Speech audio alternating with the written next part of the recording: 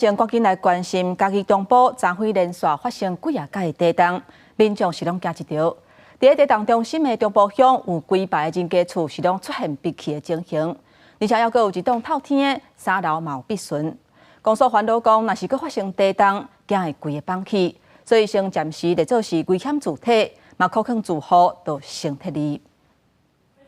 进入厝内4月壁面拢会人看到壁损，还有泰路壁落去了，下块暗门土拢看现现。已经的壁面，还有大面积的泰路规拢落来。昨嘉义连续地震，造成震央所在地中部乡真侪命体受损严重，大家拢惊到，惊讲会阁有地震，怎么电视拢抬头壳看？这次吓我都发抖，因为从来没有那么大的震撼。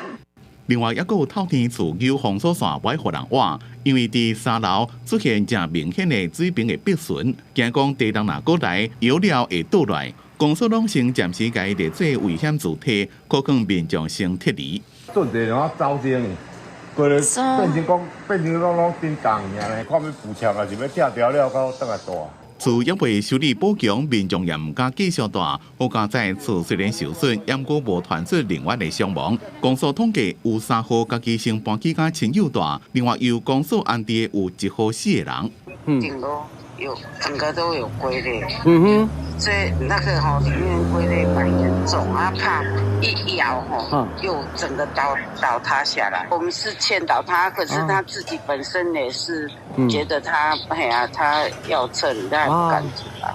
伫地震了后，有一寡灾情，公所会继续联络相关单位，勘察厝结构的安全性，评估是毋是让继续住。记者综合报道。